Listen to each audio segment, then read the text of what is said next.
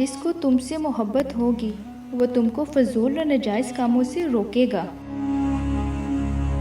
زندگی کو بدلنے میں وقت نہیں لگتا، لیکن وقت کو بدلنے میں زندگی لگ جاتی ہے۔ نیک لوگوں کی صحبت سے ہمیشہ بھلائی ہی ملتی ہے، کیونکہ ہوا جب پھولوں سے گزرتی ہے تو وہ بھی خوشبودار ہو جاتی ہے۔ جو شخص تمہارا غصہ برداشت کر لے اور ثابت قدم رہے تو وہ تمہارا سچا دوست ہے۔ 3 رشتے ان وقتوں میں بے نقاب ہو جاتے ہیں: بڑھاپے میں اولاد، مصیبت میں دوست، غربت میں بیوی۔ کسی کی مدد کرتے وقت اس کے چہرے کی جانب مت دیکھیں، ہو سکتا ہے اس کی شرمندہ آنکھیں تمہارے دل میں غرور کا بیج بو دیں۔ تمہارا ایک ہی رب ہے، پھر بھی تم اسے یاد نہیں کرتے، لیکن اس کے کتنے بندے ہیں، پھر بھی وہ تم کو نہیں بھولتا۔ 3 چیزیں ایمان کو تباہ کر دیتی ہیں: امیر دل کی محفل، عورتوں کی صحبت، جاہلوں سے بحث۔ ایسی غربت پر صبر کرنا جس میں عزت محفوظ ہو اس امیری سے بہتر ہے جس میں ذلت و رسوائی ہو۔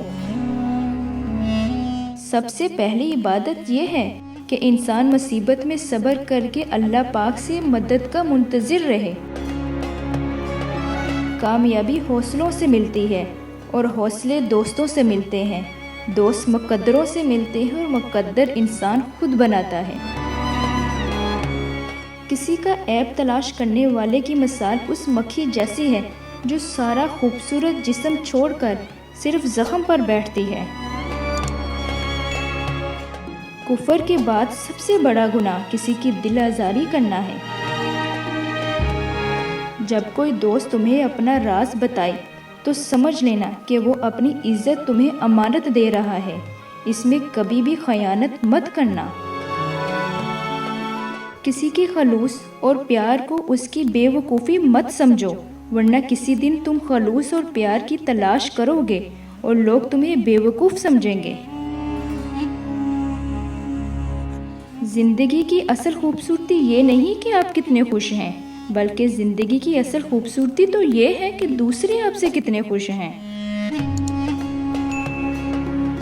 انسان کے کردار کی 2 ہی منزلیں ہیں: دل میں اتر جانا یا دل سے اتر جانا۔ دوستوں کے غم میں ہر حال میں شامل ہوا کرو، لیکن خوشیوں میں تب تک نہ جاؤ جب تک وہ تمہیں خود نہ بلائیں۔ 100 دوستوں سے بہتر وہ ایک دشمن ہے جو دل میں نفرت تو رکھتا ہے لیکن منافقت نہیں کرتا۔ جو ذرا سی بات پر دوست نہ رہے وہ دوست تھا ہی نہیں، اور جس کو ایسے دوست کی تلاش ہو جس میں کوئی خامی نہ ہو اسے کبھی کوئی دوست نہیں ملتا۔